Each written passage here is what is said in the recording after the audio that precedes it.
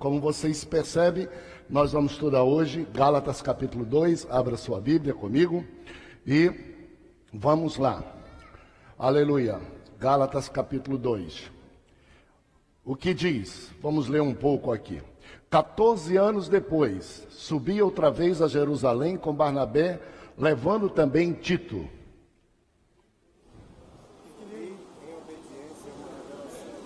Vamos de novo? Isso, leiam comigo. 14 anos depois, subi outra vez a Jerusalém, com Barnabé, levando também Tito.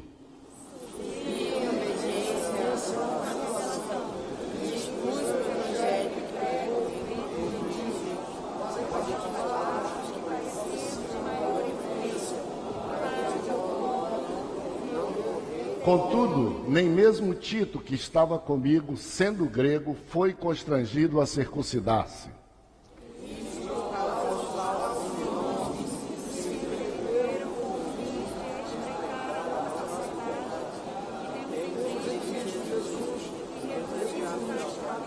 Aos quais nem ainda por uma hora nos submetemos, para que a verdade do Evangelho permanecesse entre vós.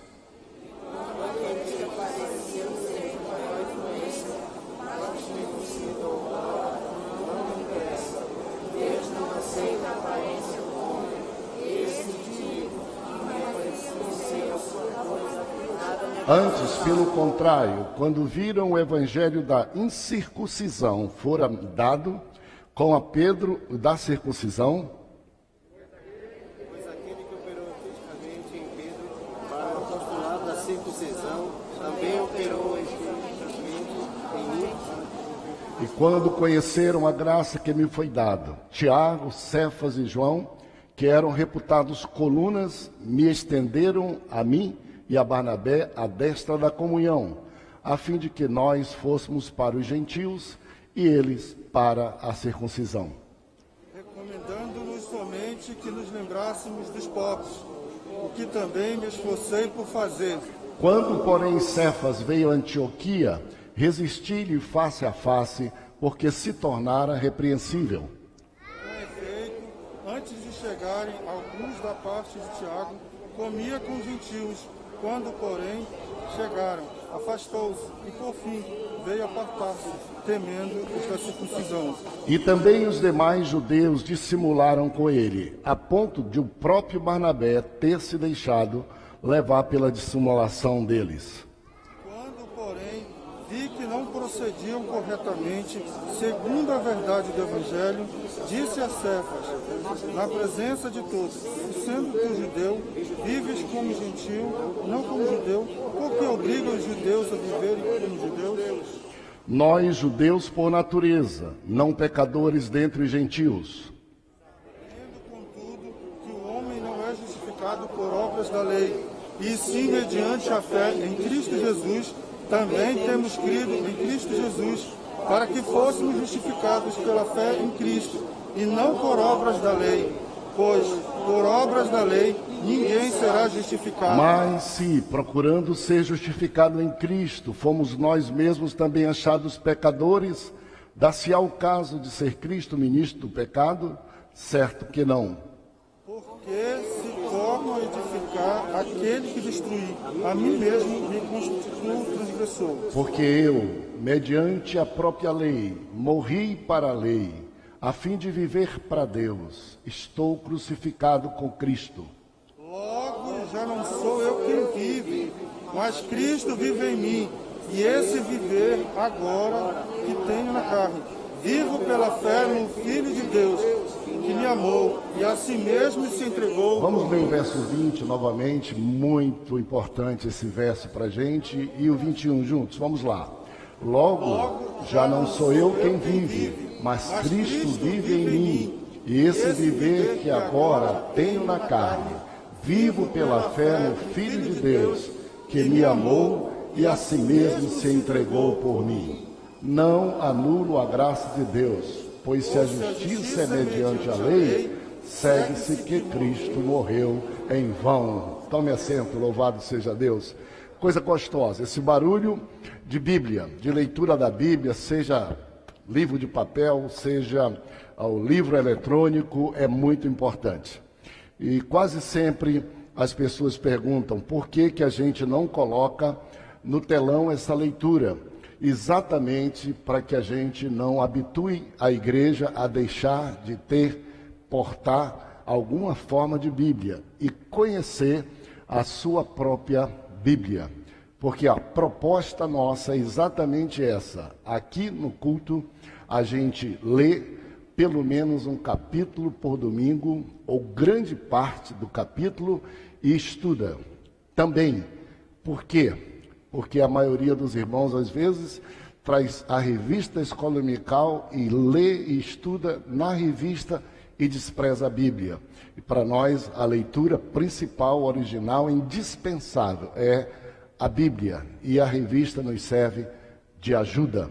Antes que eu comece um pouquinho a falar sobre isso, eu gostaria de mais uma vez admirar todos vocês, orquestra, coral, cada um irmão. Vocês são um milagre, vocês são uma bênção, vocês são símbolo, exemplo de sabedoria, de cuidado, mas de prioridade para a fé e para a obra de Deus. Parabéns, minhas continências, meu respeito. Também eu gostaria de hoje destacar rapidamente, tudo aqui é meio exceção, o Alex e a sua esposa, a Leila. Cadê? A família está aí? A Leila. Fique em pé, por favor, Alex. E a Leila. E o filho. O nome do filho são 2, né? Essa família está com a gente aqui, discretamente, assiduamente, dedicadamente. Quanto tempo, Alex? Um ano e meio. Aqui nós temos gente que desempenha as mais diferentes missões sociais. A gente não destaca, a gente não incomoda. Mas o Alex e a sua família vieram do estado de São Paulo e ele é um grande executivo de hospitais. Durante esse tempo todo de pandemia, ele foi contratado e ele era o diretor executivo do Hospital Abelardo Santos. E aqui esteve conosco, cuidou de muita gente. Ela, Leila e seus filhos todos. Parabéns. Seu trabalho foi tão bem feito que ele estava terminando o contrato para ir para São Paulo e contrataram ele para Santarém. Que pena. E aí ele já está lá e cá, mas a tendência é de que todos sigam para Santarém. Eles gostam de cidade mais calma e eu quero honrar o nome do Senhor, a fé, o testemunho dessa família e abençoar. Sejam muito abençoados, mais do que foram aqui. E não se esqueçam da gente. Digam comigo, Deus os abençoe. A gente não pode fazer muita coisa, depois eu vou tentar chegar perto do Alex e da Leila. Bênção de Deus, estou certo que vou ouvir sempre coisas boas. Também hoje nós temos aqui uma outra pessoa. Uns vão e outros vêm. E é uma alegria receber aqui conosco nosso irmão em Cristo, membro da Assembleia de Deus. Alguém aqui já ouviu falar Itamar Schuller? Alguém já ouviu falar? Levante o braço quem ouviu. Fica em pé quem ouviu falar já. Vocês vão desconfiar logo. Eu gostaria de pedir a gentileza de meu irmão de ficar em pé. Eu quero, se ele está entre nós. Está aqui meu amado irmão. Que honra, meu irmão, lhe receber. Ele já está aqui com a gente há meses e esse querido irmão em Cristo Jesus. Ele é o técnico do Paysandu. Agora, né? Agora. Eu sempre criei que nesses bancos sentariam pessoas das mais diferentes. Eu sempre sonhei, eu disse para vocês, de ver nos bancos desta igreja um presidente da República, um governador, técnico de futebol. Eu não dizia muito, que é para vocês não se escandalizarem. Mas, para mim, o elenco todo, Paysandu, gente do Remo, misturado, gregos e gentios aqui entre nós. Eu quero lhe agradecer, meu irmão. É um gesto para dizer que você é muito bem-vindo à cidade, ao coração desta igreja. E também de lembrar para vocês como é que as pessoas, quando são fiéis a Deus. Olha, o Alex já está indo para Santarém, mas está aqui. E Itamar Schulli tem hoje um grande clássico. Um grande clássico. Olha onde ele está aqui, no começo do seu dia, adorando a Deus. É o primeiro clássico dele. É muito interessante. Seja a graça de Deus contigo, meu irmão amado. Que Deus lhe conceda bênçãos e sem medidas. Não esqueçam que nós estamos começando a linda jornada de estudar Gálatas, Efésios e Filemon, 3 livros da Bíblia. Os que ficarem aqui conosco no fim desse ano não vão se lembrar só da pandemia, vão se lembrar que nós aqui, com pandemia, sem pandemia, teremos estudado 7 livros da Bíblia: Josué, Efésios, Gálatas e Filemon. No próximo trimestre, Ruth e Esther, e ao final, Mateus. Acho raro uma igreja que se preocupe tanto com você e com a família de você que lhe chame para isso.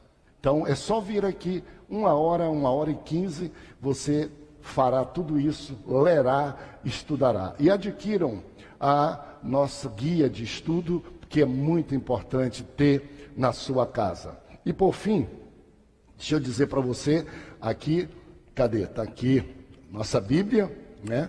Nossa Bíblia manuscrita. Dizer para você que, se você quiser ter uma experiência fantástica, você pega e todo dia escreve 4 versículos só. Não escreva mais não. 4. E vai ter dia que só 3. Quando a gente terminar de estudar Gálatas e Efésios, você terá todo o livro de Gálatas e Efésios e Filemon escrito por você, com sua mão, 4 versículos por dia. Se não der 4, 3, quebra o galho, tá bom? Quanto tempo você levará? Depende. Se você for copiar sem demorar muito, você levará 10 a 12 minutos para ter essa experiência extraordinária e essa experiência maravilhosa e essa experiência fantástica. Hoje não é um dia qualquer, não. Hoje é o domingo da Páscoa, o dia da ressurreição. E eu fico sempre feliz. Nós estamos aqui na pandemia dizendo como é que Deus escolheu o livro de Josué. Ânimo, ser forte, corajoso, não tema, não tenha medo. E hoje na Páscoa, como é que Deus escolheu o livro de Atos e o capítulo 2, o livro de Gálatas e o capítulo 2, cujo verso 20 diz assim: estou crucificado com Cristo. E a vida que agora eu vivo, olha só, logo não sou eu mais quem vive, mas Cristo vive em mim. E esse viver que agora vivo na carne, vivo pela fé no Filho de Deus que me amou e se entregou a si mesmo por mim. Fui crucificado com ele, certo? Mas logo já não sou eu quem vive. Não ficou só crucificado. Crucificado o velho homem e ressuscitado que há de melhor, como Deus idealizou, como Deus nos criou para ser. Vivo, logo eu, não sou eu que vivo, mas Cristo ressuscitado vive em mim. Quantos de vocês podem dizer, Cristo vive em mim? Cristo vive em mim. Por isso, não há coisa melhor dentro do nosso coração, no nosso interior, a gente diz, tem um ribuliço de ressurreição, de vida. Somos vivos porque Cristo vive em mim. Louvado seja Deus. E toda a minha vida que eu vivo agora nesse corpo, eu vivo pela fé no Filho de Deus que me amou a si mesmo e se entregou por mim. Toda a nossa batalha é: vivo o antigo homem, está morto ou não, vive em mim Jesus, eu vivo pela fé, eu vivo pelo amor do Senhor, ou eu vivo pelos meus méritos, ou eu vivo pelas minhas próprias obras, que é o nosso dilema aqui. Dê uma observada então no nosso esboço. A primeira página está aí, por favor, coloca a página. Para quem não teve ainda tempo de adquirir, ao sair, adquira. É extraordinário esse manual que nós temos de estudo. Ele já está sendo usado no Brasil e fora do Brasil. E as pessoas elogiam a forma como é colocado, o estudo sério como se faz. É muito bom você ter na sua casa. Essa é a página 11 e a lição é de número 2. E vamos lá para Olha, tudo isso aqui está colocado de modo gráfico no próximo slide, por favor. Pode colocar o nosso slide. Não, o slide, eu falei o slide. O esboço, tá? Isso está resumido aqui para facilitar quem está mais longe lá poder ler. O capítulo 2 que nós lemos, a gente sempre tem que escolher um título que resuma bem. E dessa ocasião, o título escolhido, diga comigo, lição 2, vamos ler, isso aqui, ó, vamos lá. Gálatas 2, o evangelho da incircuncisão. A leitura bíblica nós fizemos, ó, 21 versículos do capítulo 2. Para escolher um verso, eu acho o verso de número 20 o mais lindo desse capítulo. Mas nós aqui não estamos para escolher o mais lindo, estamos para escolher o chave, o de ouro, o que resume bem essa história. Foi escolhido então o verso de número 9. Vamos ler juntos, vamos lá. E conheça.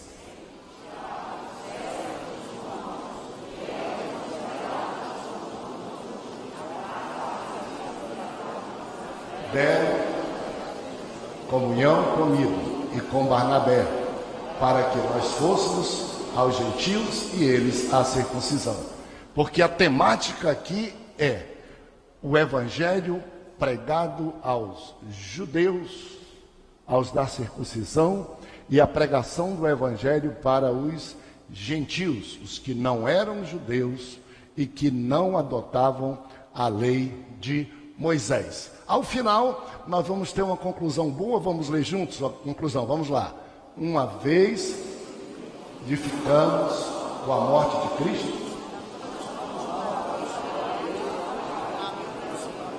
mortos para a lei e aptos para viver para Deus. Todo esse capítulo, para a gente estudar de modo organizado, de modo didático, a proposta sempre nossa é resumir em 3 pontos, em 3 tópicos. O primeiro tópico é qual? Defesa do Evangelho em Jerusalém. Olha só, verso 1 ao 6. O segundo tópico é qual?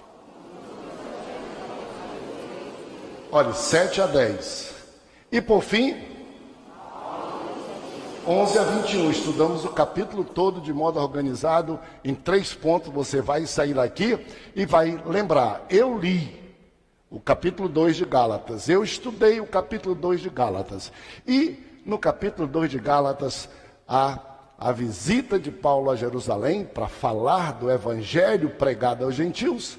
No capítulo 2 de Paulo, o evangelho não são 2, nem 3, nem 4, é um evangelho só, que é pregado de uma forma para cada etnia, para cada povo, para cada instância, de modo que eles entendam. Então, um único evangelho para judeus e para gentios, também chamado de grego. E por fim, a história de Paulo e Pedro, que tiveram um diálogo um pouco acalorado acerca de como deveriam se portar. Eles que eram judeus, mas que tinham o dever de pregar o evangelho para os gentios. Como é que eles poderiam, nessa saia justa, os judeus dizendo assim: vocês não podem pregar esse evangelho como vocês estão, porque estão desrespeitando a Moisés. Não pode. Vocês têm que ser judeus, e vocês têm que pregar para os gentios, para que eles sejam judeus também, com a gente. Depois, eles podem ser cristãos. Mas se não começar pelo caminho que nós já somos, eles não têm acesso a isso. Então, quando eles pregavam em cidades não judias, em lugares para não judeus, eles eram perseguidos de graça por 2 grupos. O grupo dos legalistas, que nem crentes eram, mas eram os fiscais da lei judaica, até hoje é assim também, fiscais da lei judaica, legalistas, diziam assim: esse judeu, ele vitupera a lei, ele merece ser escorraçado da comunidade judaica. Ele não obedece todos os costumes. Esse dos de fora e das autoridades. Dos crentes judeus, que já tinham se convertidos, diziam assim: vocês não podem pregar o evangelho como ele é para os gentios. Vocês têm que começar pela Torá. E tem que dizer a eles que sem circuncisão, sem comer comidas só apropriadas para judeus, e sem guardar o sábado, eles não chegam a Cristo, não chegam a Deus, não chegam ao céu. E Paulo estava sacudindo a poeira, dizendo assim: eu estou livre de tudo isso, e eu posso falar para vocês isso, porque dos judeus é o principal. Era tanto que eu persegui e matava eles. Conhecer da lei judeu, conheço tudo. Mas quando Cristo se revelou a mim, Ele me ensinou que não precisa circuncisão, não precisa sábado, não precisa comer comida tal para ir ao céu, porque é pela fé, é pela graça. O evangelho não é só para judeu, é para gentil e é para todos. E não se limita ao hábito nem de uma nação, nem de uma igreja. Nem de uma igreja. Essa é a história toda. Por exemplo, hoje, especificamente hoje, meu Deus do céu, meu pai já está na glória, mas ele depois amansou um pouco. Mas meu pai, eu apanhei 3 vezes num dia só, porque brinquei de bola. Brinquei de bola, na minha casa não entrava bola. Ouvir um jogo de futebol pelo rádio era cinturão e palmatória. Minha querida mãe, abençoada, representava a graça, meu pai a lei, o nome dele era Severo. Meu pai, onde chegava, minha mãe pegava, me dava um rádiozinho, me colocava embaixo da mesa e colocava 3 toalhas grossas para eu ficar ouvindo um joguinho de futebol. Brasileiro não fica sem. Duvido que tem um brasileiro que não tenha pegado uma bola, dado um chute na bola. Academia é coisa para rico e é coisa para agora. Brasileiro mesmo é no meio da rua, arrancando unha, chutando bola para cá, para colar, e essa é a nossa física. Meu pai não está hoje. Quando eu iria dizer: olha aqui o meu irmão Itamar. Provavelmente pela profissão dele escolhida, ele já sofreu muita discriminação por onde andou por aí. Indo a alguma igreja ali, ou igreja acolá. E aqui nem os remistas vão discriminar ele. Porque aqui a gente entra e nós somos um só povo, e as diferenças são tiradas de nós pelo evangelho da graça de Cristo Jesus, o Senhor. Aleluia! Eu estou contextualizando qual era a situação que existia aí, para vocês entenderem em outra linguagem. É tão simples como, é muito interessante. Geralmente as pessoas, elas se esquecem da essência, elas se esquecem da mensagem e elas se preocupam mais com a forma. Elas se esquecem do presente e se preocupam mais com a caixa, se preocupam mais com o pacote. E confunde a essência com o pacote. Por exemplo, se eu for pregar do jeito que eu estou pregando aqui para as crianças, esse evangelho não chega lá de jeito nenhum. Para elas é outro jeito. São dizer: eu não sabia que o pastor Samuel era um macaco, um palhaço. Esse não é o meu pastor. Fique calmo. Você já foi criança, está com inveja delas. Você perdeu sua infância naquele tempo que você não tinha? Deixa a criançada e deixa o pastor ser palhaço. Desde que Jesus entra no coração daquelas crianças através da palhaçada que Jesus faz. Eles são isso. A juventude está aqui. Parabéns para a nossa juventude, está escrevendo a Bíblia, está lendo a Bíblia. A juventude e a adolescência. Mas olha aqui uma revista diferente. Se vocês lerem na revista dele, tem coisa que vocês não vão entender. Os títulos que eles dão é totalmente outro, é a forma. Você diz assim: isso é um desrespeito ao evangelho. Você não foi crente quando era adolescente? Não teve essa chance? Calma um pouquinho. A essência é a mesma. A linguagem é outra. A forma é outra de dizer, mas a essência é a mesma coisa. E aí estava Paulo. Vamos lá então? Olha aqui, ó. Defesa do Evangelho de Jerusalém. Viagem revelada a Jerusalém. Quem pode ler o verso 2 para mim? Verso 2. Para a gente ser rápido. Vamos lá. Vai ser o mesmo?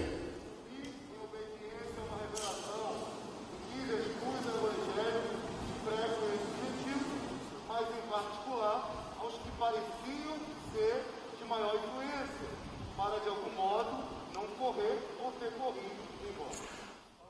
Verso 1. 14 anos depois da minha conversão, subi a Jerusalém com Barnabé, levando Tito, subi em obediência a uma revelação, leu o pastor William, e lhe expus o evangelho que prego entre os gentios, mas em particular aos que pareciam de maior influência dos apóstolos, para que de algum modo eu não correr ou ter corrido em vão. Eu fui a Jerusalém, lá que começou, lá que iniciou, lá que estava a maioria dos apóstolos, referência de tudo. 14 anos depois, eu fui lá conversar com eles, porque desde a minha conversão, o Senhor me chamou, me mandou, eu comecei a pregar.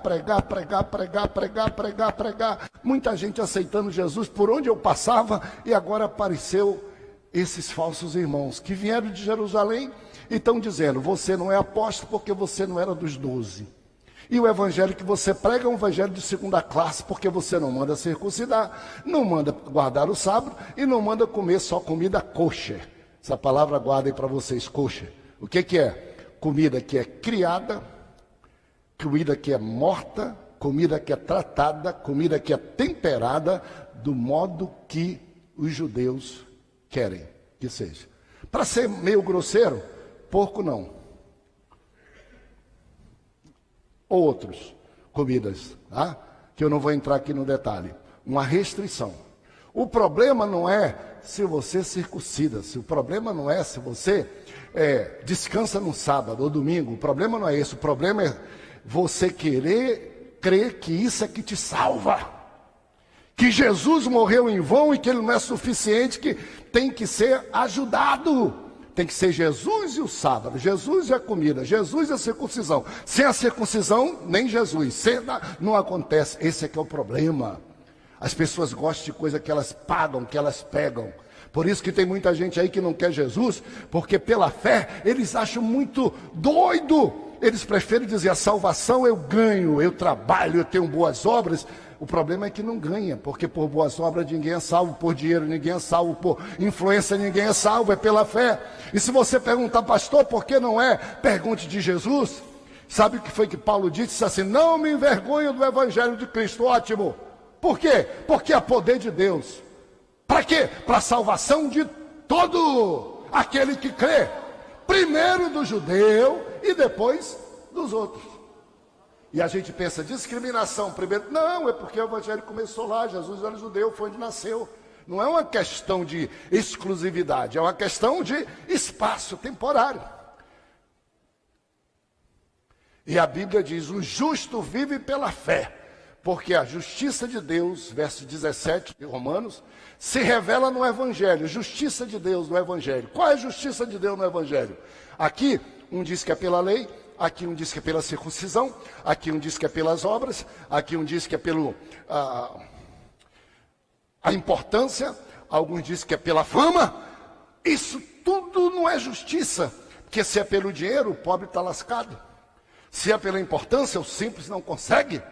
Se é pelas obras, quem tem mais condições de obras ganharia salvação. Aí o Senhor encerrou tudo isso no pecado, e a revelação, a justiça de Deus se revela no evangelho de fé em fé. Como está escrito: o justo vive pela fé. O Senhor Jesus diz: todos pecaram, mais e menos, e carecem da glória de Deus. E a glória de Deus está disponível para todo mundo. Não influencia se tem nacionalidade americana, judeu, não tem. Como é que é? Pela fé. Pela graça sois salvos mediante a fé. Essa é a justiça. E que justiça é essa? Porque ela pode ter fé quanto eu. O índio pode ter fé quanto eu. O que nunca ouviu um pastor pregar pode ter fé quanto eu.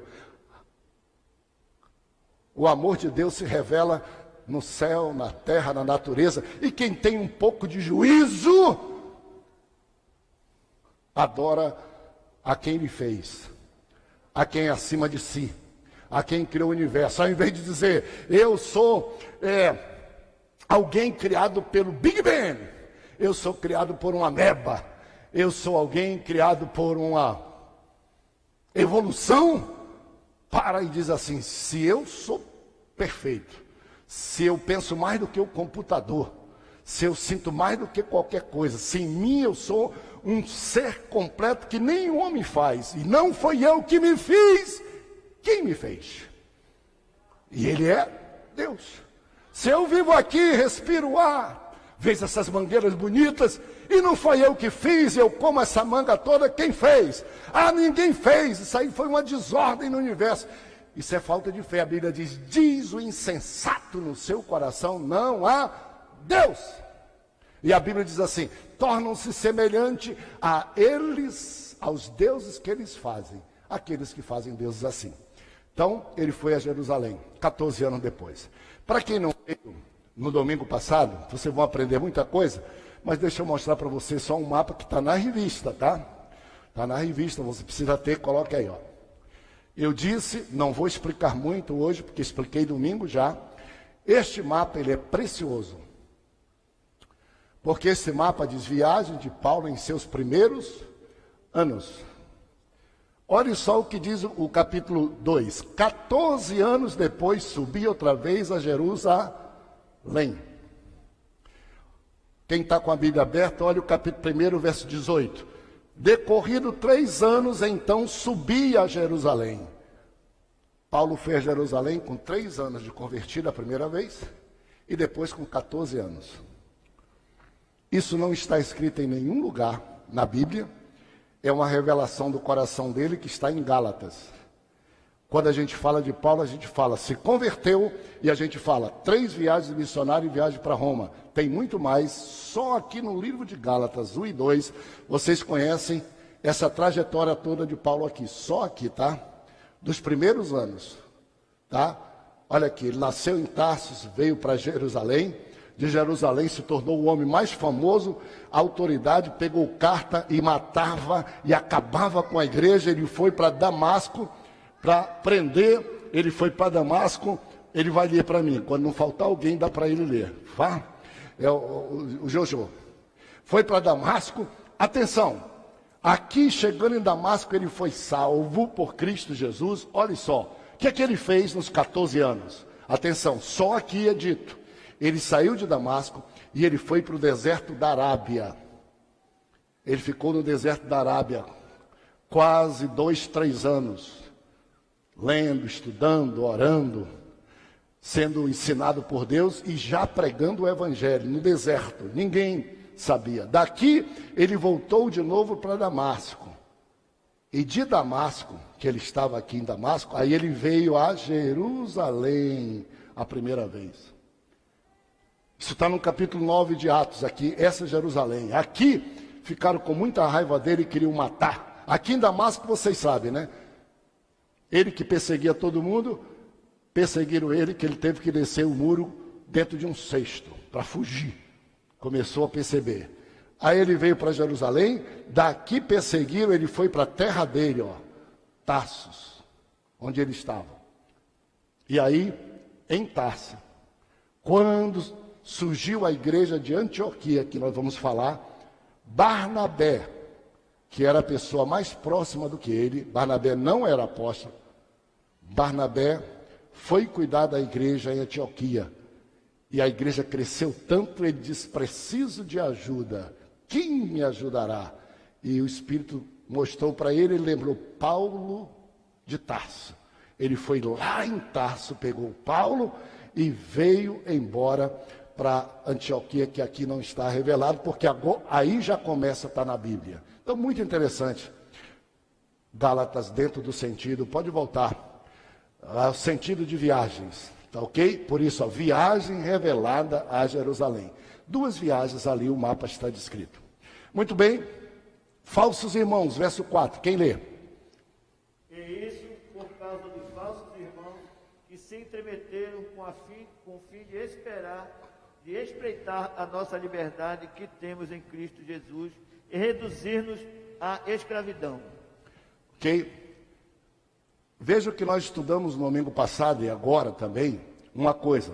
Paulo disse, me admira que vocês, que tenham recebido a Cristo pela fé, estejam se desviando, estejam se afastando, estejam se esquecendo do Cristo pela fé para se apegar as raízes arregadas da lei. Paulo disse, me admira muito isso. Que vocês estejam trocando o evangelho, diz, por outro evangelho. Mas aí ele pega, coloca uma vírgula. Outro não, outro uma vírgula. Porque só existe um evangelho. E esse que estão apresentando a vocês são deformadores, deturpadores da palavra de Deus. Eles não têm evangelho. Eles fazem um sincretismo, eles querem atrapalhar. Paulo chama essas pessoas de falsos irmãos, porque aparece com piedade e diz assim, aqui na igreja, vocês já tiveram isso. Eu me referi uma vez aqui no nosso templo, tá? Digo isso com todo o temor a Deus, para vocês lembrarem, assim que eu cheguei para ser pastor aqui, estava num culto de doutrina, a igreja toda cheia, eu estava pregando. Entrou um grupo de pessoas por aquela porta e vieram como soldados marchando e vieram para cá, para esse banco aqui da frente. Rebeca lembra. Eu achei meio estranho aquilo. E eu pregando a palavra de Deus, uma irmã levantou e disse, eis que te digo, pastor, se tu não mandares as esposas, mulheres, deixar de cortar cabelo, deixar de aparar cabelo, deixar de raspar a perna, deixar de não sei o que, eu virei contra ti, esse templo cairá. Eu pregando. Olha a saia justa, recém-chegado. Eu fiquei, meu Deus, o que é que eu faço? Porque eu prefiro sofrer o dano do que ofender alguém. Eu prefiro ser injustiçado do que ofender alguém. Digo para vocês. Mas tem hora que a gente tem que ter zelo. O Espírito de Deus me ajudou. Eu disse, ô filha de Belial, quem te induziu a vir a este lugar santo e falar as palavras? Eu te repreendo em nome de Jesus. Não olhem para mim como sendo alguém importante, que eu espero que nunca mais aconteça. E na hora que eu disse isso, ela deu um salto, saiu, e todos os capangas com ela. Falsos. Elas têm inveja de vocês, da liberdade. Olha só, a mesma coisa. E tem pessoa que tem inveja da liberdade que nós temos, e elas querem dizer qual a roupa que a gente veste, qual o hino que a gente canta, qual a cor do cabelo que a gente tem que ter, e fica se metendo na vida. O nome que Paulo dá é falsos irmãos. Que querem o quê? Querem nos enredar. Enredar quer dizer limitar a nossa fé. Essas pessoas querem dizer assim, você quer ser salvo? Deixe de fumar, deixe de beber que você é salvo. Qual é o pecado disso, o erro disso? Eles querem substituir a salvação da graça de Jesus. Eles querem diminuir o sacrifício de Cristo na cruz, dizendo que se equipara. Olha, você pode ser a melhor pessoa do mundo, não ter nenhum vício, você não é salvo. Se você não tiver Jesus. Tanto quanto você pode ser o bandido e o assassino da cruz. Se você abrir o seu coração, o Senhor dirá para você, hoje mesmo você estará comigo no paraíso, louvado seja Deus. Legalistas, complicados, querem complicar a vida das pessoas. Deixa as pessoas seguir a Jesus. Ajude as pessoas a seguir a Jesus. Faça com que as pessoas sejam animadas para seguir Jesus. Amem o novo convertido. Deixa eu dizer para você uma coisa. Se não tiver novo convertido na igreja, não é igreja. É clube. Tem que ter novo convertido, sim. Tem que ter gente que está chegando do pecado fedendo, sentado do lado da gente, sim. Tem que ter gente que não sabe falar algumas coisas da igreja, a gente tem que respeitar, sim. Tem um verso na Bíblia, que para mim é um dos versos mais lindos da Bíblia, que está em Provérbios. Diz assim, não havendo bois no curral, o curral fica limpo. Mas havendo gado no curral, há muita vida, há muito trabalho, ainda que exista fezes no chão.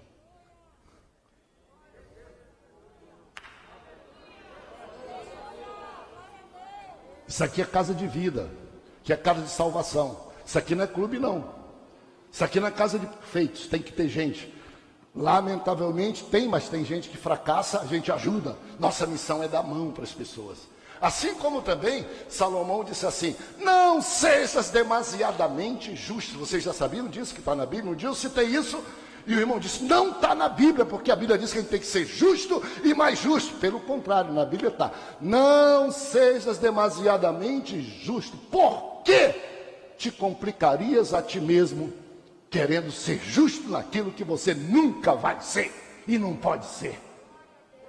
Somos frágeis, estamos no inferno, dependemos de alguma salvação. Jesus nos amou, nos abraçou, foi na cruz, ressuscitou, Ele está vivo e eu sou salvo por Ele. Louvado seja Deus. Aleluia! Aleluia! Aleluia! Um dia desse eu fiz uma pergunta, conversando com os pastores, disse assim: quem aqui não é pecador? Quase ninguém levantou a mão, eu levantei as minhas duas. O irmão regalou o olho, disse: que é isso, pastor? O senhor não pode dizer o senhor é pastor. Eu digo: mas não sou mentiroso? E a Bíblia diz que quem não peca, diz que não peca, mente. E a Bíblia diz: quem diz que não peca, mente e vitupera e nega o Senhor Jesus. Eu não sou. Eu sou um. Paulo disse: eu sou o principal pecador, mas a graça dele me alcançou. Quantos foram alcançados pela graça de Deus? Guarde com você duas palavras: a palavra graça e a palavra misericórdia. Guarde para você. Pela graça, Deus nos dá tudo que nós não merecemos. Guarde essa palavra. Eu não mereço.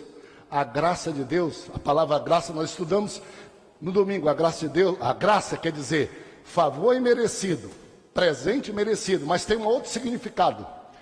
A palavra graça é quando alguém se curva para o outro. Lembra de Esther? Nós vamos estudar, quando chegou diante de Assuero, ela chegou diante, ajoelhou, Assuero estendeu o cetro e disse: vem. Graça quer dizer isso. O Senhor lá do céu não precisava, disse: bem-vindos. Vinde a mim cansados, sobrecarregados, eu vos aliviarei. Bem-vindos, bem-vindos, o cetro dele. Graça é: eu recebo o que não mereço. Misericórdia é: Deus não me dá o que eu mereço. Eu mereço repreensão, eu mereço condenação, e a misericórdia dele, que se renova todo dia, diz: meu filho, eu não vou te tratar segundo os teus pecados. Eu vou te tratar segundo a minha misericórdia e a minha graça. E é por isso que nós estamos todos aqui, aleluia! Aleluia! Tem aquele hino que eu sempre canto aqui no céu. Dizer: é graça, graça, superabundante graça, graça, graça, preciosa e doce graça. Foi graça, irmão, graça, irmão, eu te digo que foi assim, pois só pela graça de Jesus eu venci e cheguei aqui. Só pela graça eu estou aqui. Mas esse hino é cantado no céu, né? Haverá uma multidão de irmãos esperando para te abraçar, e te perguntarão lá no céu, em uma voz, voltado para ti: ó, dize-me, como você, irmão, venceu e chegou aqui. Aí você tira a carteira e diz: Assembleia de Deus. Nem está lá, não chega. Aí você diz assim: presbítero, pastor, não entra. Você tem que chegar lá e dizer assim: foi graça, graça, superabundante graça, graça, graça, vibre da graça. Por isso que nós estamos aqui, louvado seja Deus. O evangelho acima de homens. Vou dar uma aceleradazinha aqui para pegar meu tempo que está findando, tá bom? O que está dito no verso 6, alguém lê?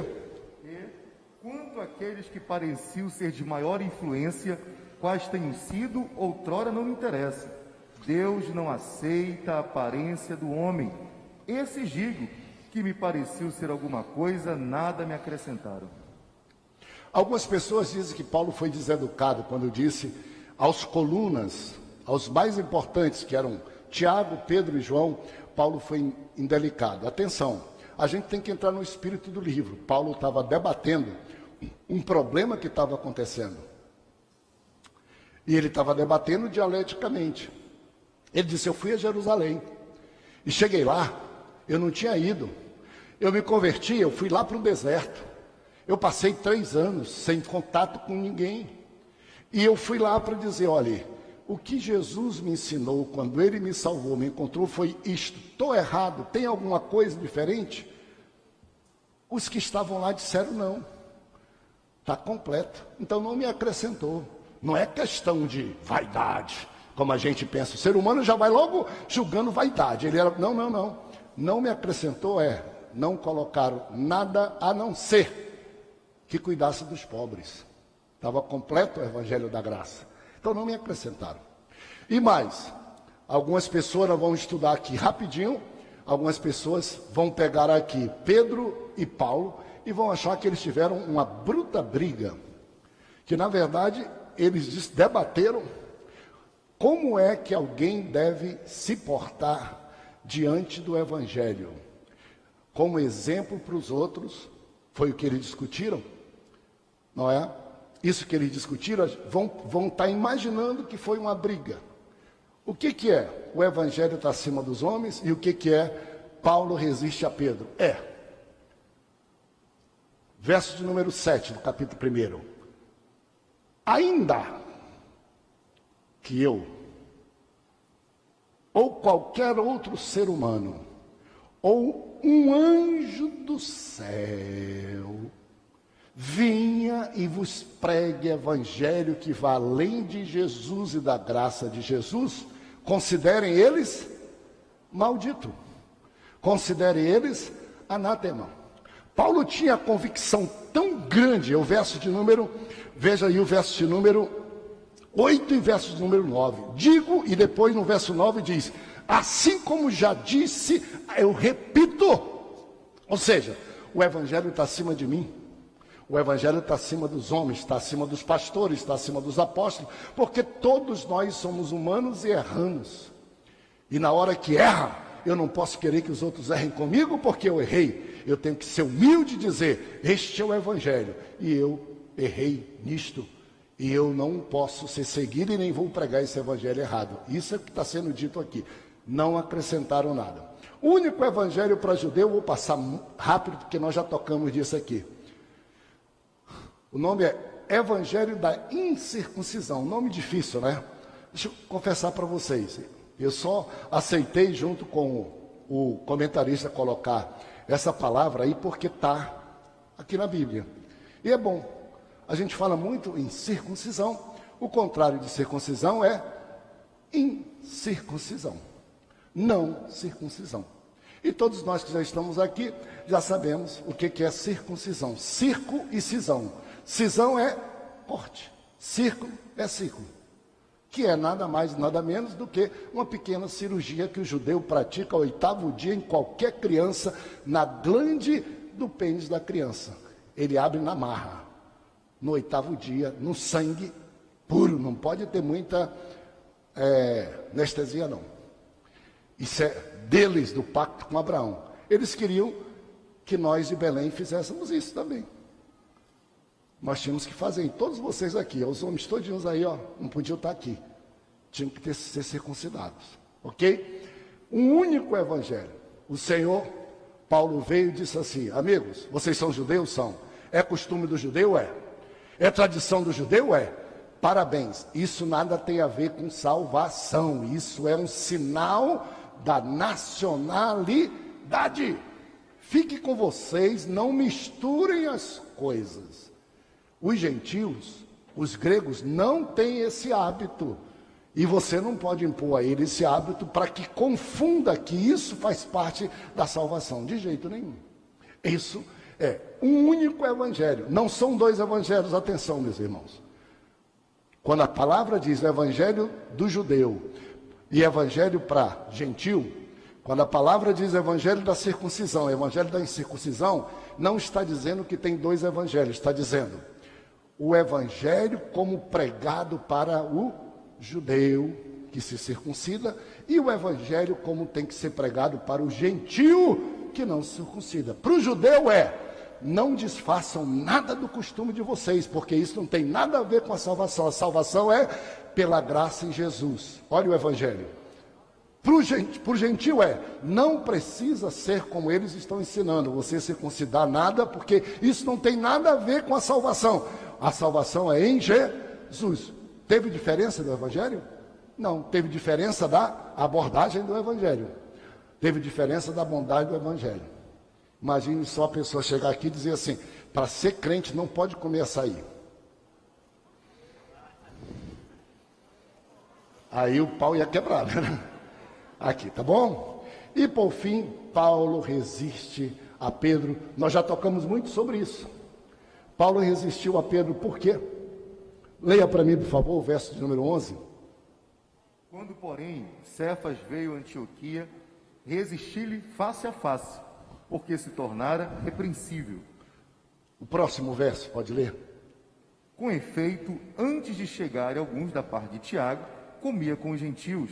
Quando, porém, chegaram, afastou-se e, por fim, veio apartar-se, temendo os da circuncisão. Lá em Jerusalém, a igreja era predominantemente igreja de judeus, de hebreus. Portanto, Pedro e os apóstolos estavam no meio dos judeus. Comiam igual, faziam tudo os judeus. Ainda assim, quando viam um gentil, eles recebiam. Está escrito aqui, Paulo diz, quando eu fui lá, eu levei Tito, que não era judeu, que era um gentil, e ele não era circuncidado, ele foi comigo. E os apóstolos receberam ele. Foi legal, porque o evangelho é o evangelho da comunhão, o evangelho é o evangelho da união. Um dos maiores símbolos da comunhão é a refeição. Estávamos conversando ontem de madrugada, Felipe, sentar à mesa é o melhor de todos os símbolos. Eu disse para vocês uma vez, vocês não vão ficar malucos, eu e a Rebeca estávamos de lua de mel, nós fomos visitar uns parentes. E a gente foi a uma refeição que eles fizeram lá em Natal para a gente. E lá tinha um deles que era meio maluco, e ele pegou, colocou algo para eu beber, parecido muito com guaraná, com cajuína, né? E eu peguei e dei uma bebida. Eu senti que o bicho estava um pouquinho ardendo. Ele terminou e disse, o senhor é pastor? Eu digo, sou. Ele disse, como é que o senhor tomou, como é que dá o nome, Becker? Licor. O senhor não pode tomar licor. Eu disse, eu nem sabia que é licor, meu irmão. Ele já foi embora e eu continuo salvo e continuo Deus. Ele disse, então tome mais. Eu digo, não, agora eu não quero. Você me avisou e vai interromper sua fé. Mas eu fui ensinado que me colocar na mesa eu vou bebendo. E vou comendo. Deixa de espreitar minha fé, de querer ser alguém. Eu sou uma pessoa abençoada e livre. Então, Pedro, fica em pé comigo para a gente terminar. Pedro saiu de Jerusalém para ir visitar Antioquia. Antioquia era uma igreja de gentios. A Antioquia era uma igreja de gentios, não era de judeus. E Pedro chegou na igreja de Antioquia e deu abraço, como devia fazer, e comia com os gentios, sentava à mesa com os gentios. Provavelmente se lembrou de quando ele disse que não ia comer alguns alimentos, que veio aquele lençol do céu, quando ele foi lá para Cesareia, quando ele foi lá para Cornélio, não é? E ele disse, eu não como isso, e Deus disse, cala a boca, Pedro, não diz que é imundo aquilo que eu purifiquei, rapaz. Respeita as outras pessoas, respeita o costume dele, te prepara e vai lá com Cornélio, vai para a casa dele. Tu vai ver só o que eu vou fazer lá. Ele se lembrou disso. E ele comia também o cardápio dos gentios. Quando chegou a embaixada de Jerusalém para ver a igreja, ele, com medo dos grandões, ele pegou e passou a não se juntar mais com a igreja, que lá estava com os gentios, e nem comer mais a comida. O que vocês acham disso? Um apóstolo. O que vocês acham? Pastor Samuel. Estou conversando com vocês, estou conversando com o irmão, estou conversando aqui com o Pinguço, aí daqui a pouco vem um pastorzão de outra igreja. Espera aí, irmão, calma, eu não posso ser visto contigo, eu não quero me arranhar minha reputação. E Paulo disse que chamou ele, disse assim, você está sendo dissimulador, você está sendo hipócrita, Pedro, perdão. Você é grandão, o evangelho vai acima dos homens. Não faça isso. Diz a Bíblia, vocês vão ler, que Paulo disse, lição nos diz, que Pedro ajudou. A igreja já estava no meio de uma pequena confusão. Eles criam em Jesus para ser salvo e veio o mensageiro dizendo que não era suficiente, tinha que ser circuncidado, tinha que tal. Aí vem Pedro, que deveria ajudar a igreja a pensar corretamente, e ele comete esse erro. Mistura-se e aí depois discrimina. E os irmãos ficaram mais pirados. Paulo disse: Pedro, não é correto. E disse para ele assim: você é judeu, não é? E você estava vivendo aqui com a gente como se fosse gentil. Você pode, né? Eles não podem ser gentil. Eles não podem ir para o céu. Você pode. E disse: você está sendo hipócrita. Você está sendo incoerente. Uma das coisas que o Senhor mais odeia, a palavra dele diz, é a hipocrisia. Atenção, pastores, líderes, pais e mães. Não imponham sobre outros coisas que os senhores não fazem. Não falem da boca para fora dizendo: faço o que eu digo, mas não faço o que eu faço. As palavras são menos importantes do que o testemunho. E por fim, nós vamos para a ceia do nosso Deus, e o capítulo de número 20, o verso de número 20, digam comigo assim: estou crucificado com Cristo. Estou crucificado com Cristo. E a vida que agora vivo, neste corpo, vivo pela fé, naquele que me amou, que morreu por mim, que ressuscitou, que me perdoou, que me deu liberdade no Espírito e que me leva para o céu. Esses dias o Felipe tem pregado muito, eu ouço todos os cultos que eu não estou aqui. E uma coisa que ele disse me marcou. Aliás, está escrito no boletim. Ele disse assim: o que é que vocês diriam de um gerente de banco que você está sem dinheiro, chega lá para ele e diz assim: me empresta 500 pau. Aí ele diz: está aqui, eu te empresto. No contrato, qual é a forma de pagamento, quantas parcelas, qual o juro? Aí o contrato vem e diz: nenhuma condição, se lembra de mim só. O que você diria disso? O que é que você diria de um outro caso que você contou também, de alguma pessoa que lhe deu um presente, uma casa, e você diga assim: como é que eu tenho que pagar? A pessoa diz: precisa, só lembra de mim. O que você diria?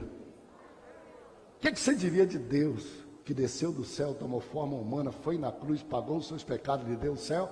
Você pergunta: o que eu posso fazer disso? Lembra de mim, em memória de mim. Não te esquece de mim. Não te esquece de mim. Deus, como tua graça é maravilhosa. Louvado seja o teu nome para sempre. Aviva a fé no nosso coração, aviva a graça que nós precisamos. Sopra o teu Espírito na vida desta igreja, na vida das famílias, na vida das crianças, ó Senhor, e que nós jamais precisemos de qualquer outro complemento ao Evangelho que não o teu amor e a tua morte na cruz. Amém.